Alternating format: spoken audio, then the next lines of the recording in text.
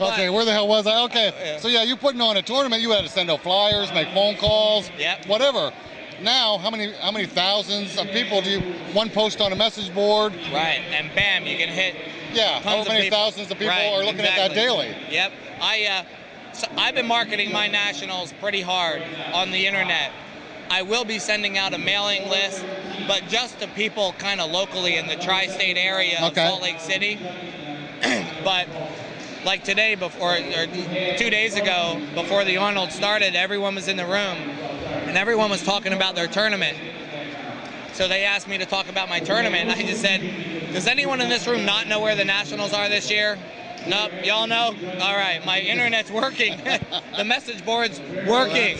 Please, there you go. Thank you, there you go. All right. He wasn't that good looking either. No, we actually didn't need to see him. So, and then just the organization in which we run our tournaments is horrible. You've been to the Worlds the last few years. I have. Has one started? Thank you. It's all good. Has anyone started on time yet? Yeah. Has any one of them started on time yet, or do they start like 3 hours late? In Bulgaria, did you go to Bulgaria? I did not go to Bulgaria. Okay, Bulgaria day 1 was really disorganized and late. Day 2, 3, and 4 were good. All right, well there you go. Day 2, 3, and 4 were good. They seem to have worked out some of the kinks. Yep. Did they start on time? Yep. No.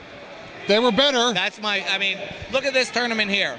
Okay, now Leonard and Denise are not necessarily known for starting on time. But at this tournament, there's a time crunch because we have a specific time we have to be on the stage. And the Arnold Classic doesn't care if we're not done at 10 o'clock. You're done. We're getting off the stage at 10 o'clock. Yeah. So they can't mess around with this, you know. So they're forced to be organized with this event. Well, they need to take that, and myself and everyone needs to take that same mentality with every event running. There is no reason why an event can't start on time. My Nationals, I believe I might change the start time. Right now it's set to start at noon. I might change it to start at 12:30, but I'll change that in my website well ahead of time. But whatever the scheduled start time is, I promise that first match is going to happen at that second. And we'll be done very quickly. Well, now, so you and I were both at the same tournament in the Northeast at the Black Bear. Right. People ran his according to a time schedule. Yes. And he was way ahead of schedule. And he was ahead of schedule. And why is it that the rest of us don't follow suit? Yeah, don't do this. I totally agree. You know what, Pete Milano, I've told him to his face, on the message board, buddy, you're an idiot. But when it comes to running a tournament, you do a damn fine job at running a tournament. He really does. Everything was as promised, on time. And what more can you ask for? Absolutely. It was well done. You're not stuck there. There you go. Oh, look, guys are starting to pay attention. Guys are paying attention. All right, yeah, it's good. Girls can come through. Guys can't. Neil pick up in the background laughing at us. Yep. So yours is going to start on time. I am very well organized. I will have a lot of volunteers, which I think is the key to running a big event. Yes. With you need a lot of volunteers. Yes. Oh, without a doubt. And I've got a lot of volunteers lined up that are going to help out with a lot of the little things that take a lot of it's easy to do, but they take time. So we're gonna. You couldn't let her come through. She was pretty. You can come through, but you just have to smile for the camera when you come through. That's all.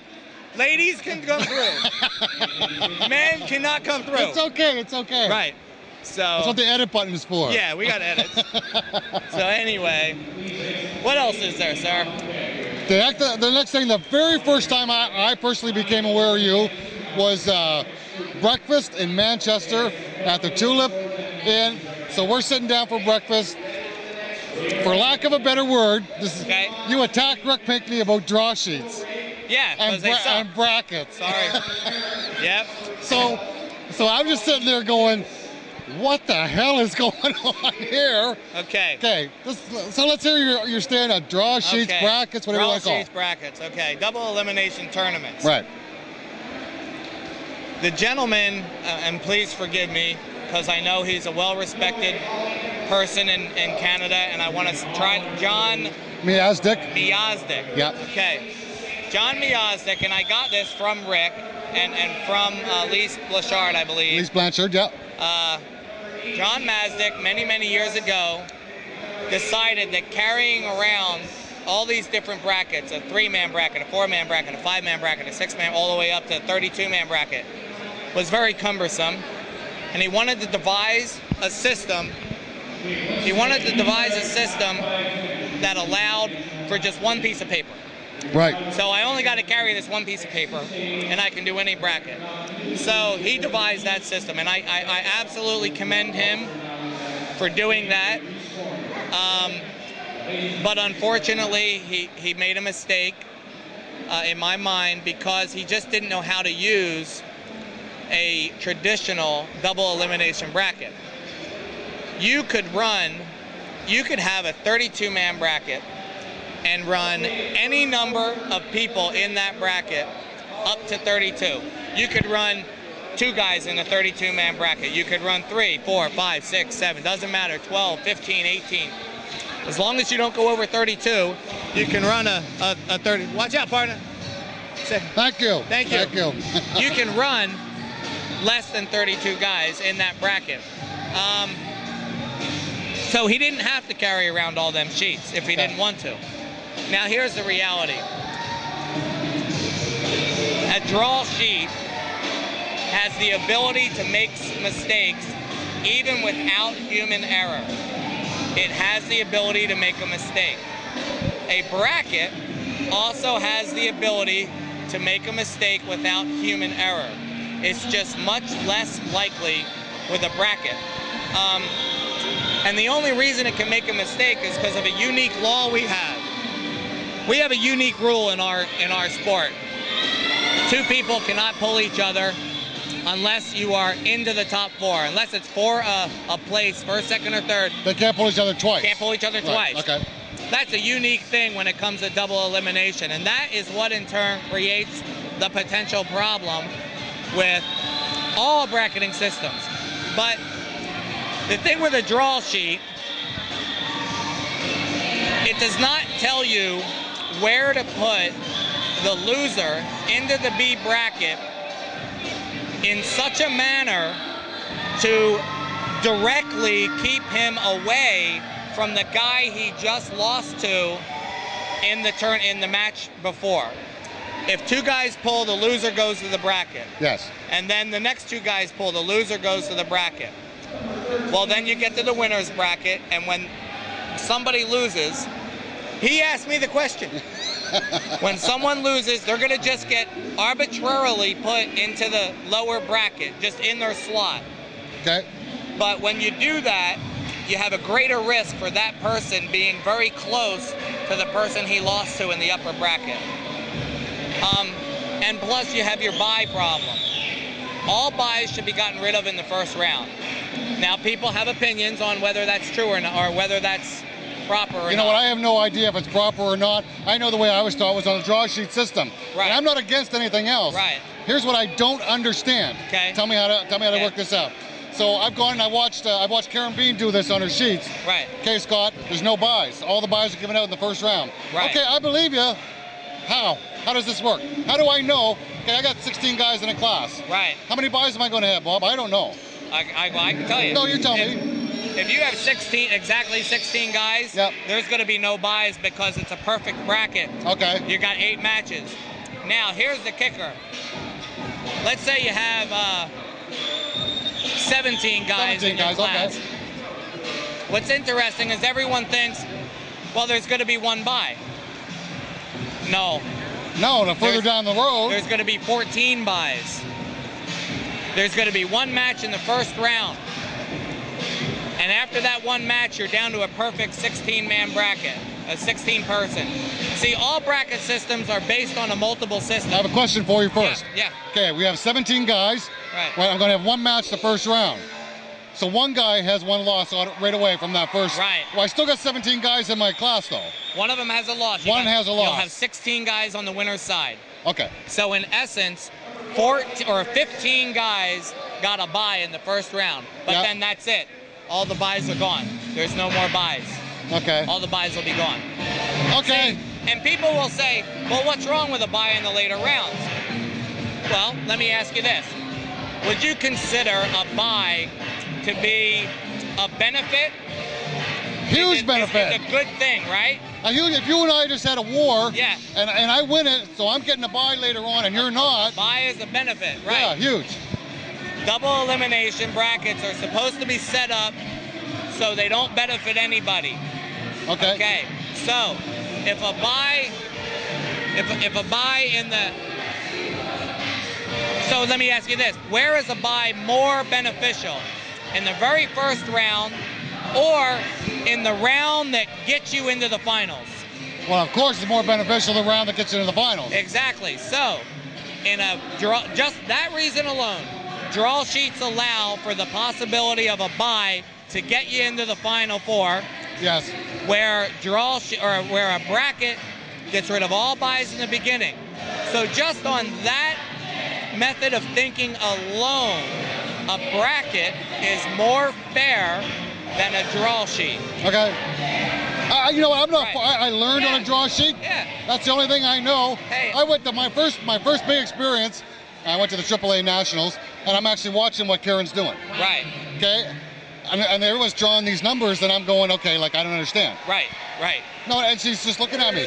Scott, how long you been around? 20-something years, but that's not relevant. That's not what I've learned to do. Right. That's all. Exactly. Explain this to me. Exactly right. Exactly That's all. Right.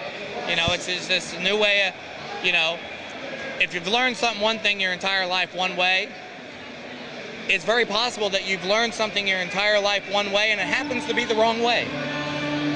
Whatever. You know, it's on anything. I mean, yeah. I know guys that have been top rolling for 10 years, they still don't know what the heck they're doing because they learned the wrong way. But it's working. You know? But it works for them. Yeah. What's the time situation on there? Mark Zalippa is right here. 36 minutes. How many? 36 minutes. Okay. We're going to Barley's. We're going to meet outside the food court across from Barley's at 11:30. And then what are you going to do at 11:30? Go to Barley's. Oh, at 11:30. What time is it now? 10:45. You're going to be across the street at Burley's. Remember the food court when we came in across from Barley's? That's where we're meeting at 11:30. Okay. They're talking about food. Okay, good. They gotta feed the belly. Feed the belly. Talking about food. Brackets. So, well, I'll tell you another thing. It was glaring. And I believe it was a new bracketer or a draw sheet person in Manchester. Classic example of a problem. Ron Bath, we're down to the final 6. Yeah. Ron Bath is in the loser's bracket. Okay. They called him up on stage to pull a guy he already has pulled. I was the captain of the team. I went flying to the booth, the desk sheet, draw sheet area. I said, hey, he's already pulled this guy. All right, we'll switch him up. As it turned out, he had already pulled all the other guys in the loser's bracket. He had pulled them all. Well, and had they pulled each other? Those other 2 guys? No, but there was 4 guys in there. Ron had to pull one of them now. Yeah.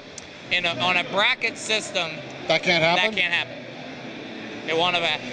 And only because the problem is you really do, it's a specific place. When someone loses, you need to put them in such a way at the bottom to ensure that they don't go against the same person. That's all a bracket does, really. Yeah. Is a already pre-thought out process of where to place the loser to keep them away from the guy they just arm wrestled in the loser's bracket. That's all it does. So. Okay, so you know what? I don't know if it clears it up now, because for me, right. I'd have to actually watch it. Yeah, we need a bracket here to show. But yeah. Yeah. And so for me, so I watched what Leonard and Denise are doing and how they're running the tournament. I'm watching what the Beans are doing and running the tournament. I'm watching Pete. Right. And everybody's doing things a little bit different, right, but a lot the same. And there's people that have used what I'll call a AAA bracket or a USAA bracket. They've used them for 30 years, and they still don't know how to use them. And the reason is because, like, for example, there's a 6-man bracket, a 7-man bracket, an 8-man bracket, a 9-man bracket, a 10. Perfect brackets are on a multiple: 2, 4, 8, 16, 32, 64. Yep. If I was running a tournament, the only brackets I would bring with me is an 8, a 16, and a 32. Then at the Worlds, of course, you're probably going to need that 64. You may, But yeah. that's all you need. I could run anything from 17 to 32 on a 32-man On a 32, bracket. okay. You just have to know how to use that bracket, and that's the key. And it's easy, but there's a lot of people out there that if there's 7 guys, they have to have a 7-man bracket because they don't know how to do it on a 6-man bracket. There's lots of people like that. So anyway, that's enough about brackets. That's right. So we covered brackets, and we've covered your view on the rules, a little bit about your career. So now, at this stage in your life, what's next for Bob Brown in arm wrestling? Well, in short, I just found out that I probably have a tumor, possible tumor in my brain near my pituitary gland. I have an MRI on Monday to find that out. If that is true, then I don't know if it's like, do you remove it, not remove it? Is it growing? What kind is it? I don't know. I've been told that even if it is there, it's not a big deal to remove it. That's what I've been told. And so that's next course. And then, of course, my arm is terrible. My elbow popped again when pulling Ron Klemba. My left arm has not healed since the Worlds in Manchester. Okay. And I have no explanation why I don't seem to heal anymore. Well, I found out I had high cholesterol. That's what sent me to the doctors for blood tests and things like that. That's when we discovered a problem, potential problem in my brain. And I said, could that be what's causing me not to heal? And she said, oh, absolutely. Okay. Something with your luteinizing hormone tells your testicles to produce testosterone. Mine doesn't do that. Okay. A man needs testosterone to heal himself. Right. I am like way off the charts low in testosterone count.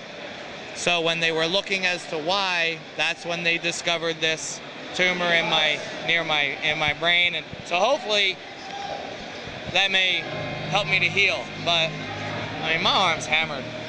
Just from years of abuse and arm wrestling. Years of abuse, So if I have surgery, whether it's on my brain or my arm, and I start to feel healthy, I know I'll pull again. I'm too stupid not to pull again. That's what arm wrestlers do. That's what we do. Right. But that's it. I mean, in the last 3.5 years, been a roller coaster. Lost my leg. I got married.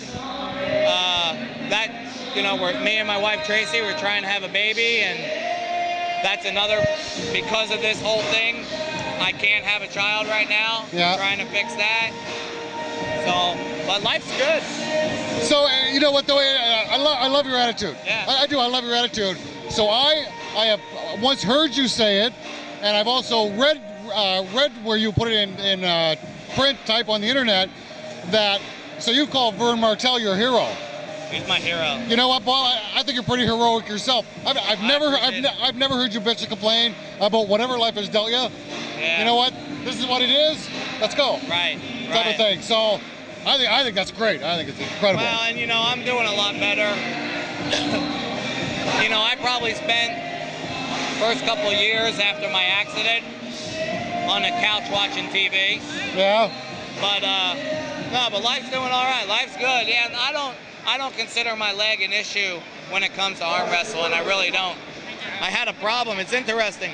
When people back pressure, they don't even think about their feet, but your foot's flat on the floor with your toes pointed, you know? Yeah. But that's how my foot is. So when I go to push on that, either my foot slides forwards, or sometimes my knee will go down. My foot will drop, my knee goes forward, I fall under the table. And that was the problem. So I talked to my prosthetic guy. So now I have Excuse me. Thank you very much. So now I have a foot that I can point the toe on permanently. Okay, so you actually move your foot? I move my foot, I point it, I arm wrestle, I grab my foot, I can pull it back up. Okay. I don't notice it at all now when I arm wrestle. Okay. My leg is a non-issue when it comes to arm wrestling. So Interesting. Yeah. So, you know what, to wrap things up, a little thing I did with Neil Pickup, I'm just going to throw some names at you. You tell me the first thing that comes to your head. okay, John Brzenk, God of arm wrestling, Ron Bath, an amazingly strong arm wrestler, amazingly strong human being who needs to learn how to arm wrestle. He's gonna beat me to death with that. Okay, Ron, I didn't say that. That was Bob. I love you, Ron. Yeah. Andrew Rhodes, The greatest hand strength I've ever grabbed. His hand is powerful. Great technician. Travis Bagent, Cockiest SOB on the planet, but we need him to a point. I wish he would, you know, in Manchester he went overboard. He knows he went overboard. But all the shenanigans that he puts on at like tournaments, I think it's good for our sport. It helps grow our sport. all right. Thank you. It's good, thanks. No, I was talking to the, no, it's good. It's good, it's good. So, who else? Bob Brown. Bob Brown used to be one bad son of a gun, I'll tell you.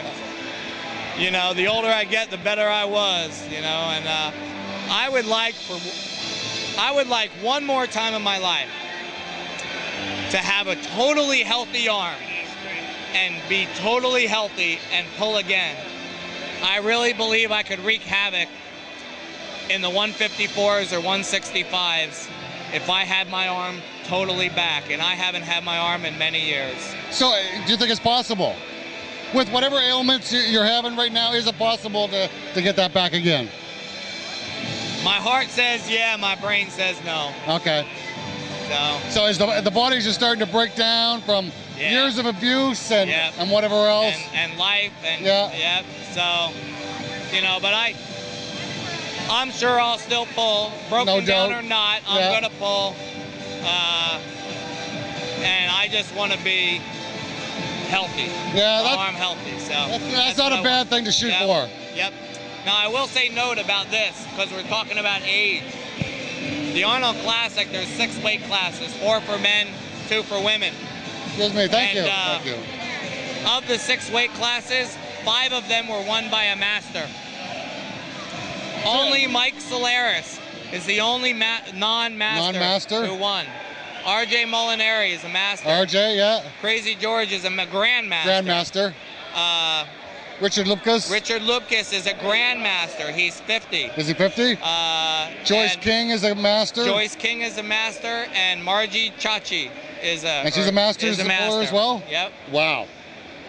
Boy, that's saying something. I think that's impressive. That really is saying something. With all the impressive young guns that are out there, that really is impressive. Yep. And I picked Rich Lupkus to win. Did you? Well, you know, so in all fairness, you called me on the phone and you told me that you did not think John would win. Right. When everyone, if John's showing up, they think he's a lock. Right. They really do. I kind of had the inside scoop because I trained with him. I knew his wrist was hurting pretty bad. And I know that he needs his wrist for Tim Bresnan, and he needs his wrist for Richard Lupkus. Okay. And the last and final name I'm going to throw out at you, only because of what you said, so Vern Martell.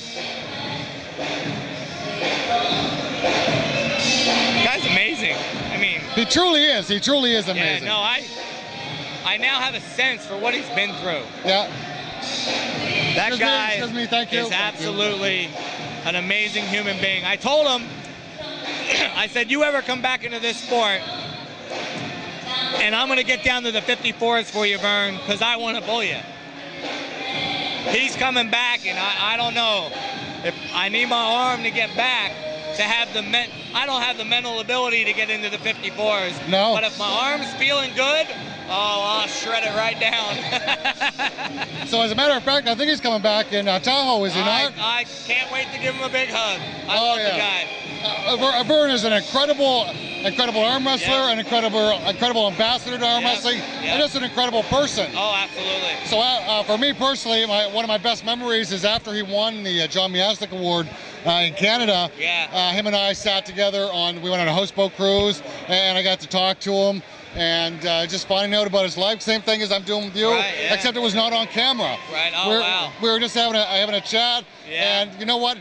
As you just did it a minute ago, I had tears welling Yep. up in my eyes, thinking, man, I'm so proud to sit next to this guy and Yep. just, you know, have him talk to me. It was First great. time I believe it was in, I want to say Boomtown. I'm not 100% sure, but me and my wife sat down and we ended up having dinner with him. Okay. We talked for a couple hours or so. Changed my life. Really? Changed my life. Wow. Wow. Well, you know what, Bob? That's all I have. I really appreciate you stopping Yeah. by. No, it was great. It was. I'm glad I asked you to do this and stop by. We get a chance to sit and talk and get your views on things. So You better appreciate edit it down a little because I talk a lot. That's okay. I've had interviews where I've had to cut it down to 3 parts because we talk so much. But that's great. Thanks very much, Bob. Thank you. All right, for Armsportvideos and In Focus here at the Arnold Classic, I'm Scott McGinnis for Bob Brown, and we're out of here. Thanks for everybody.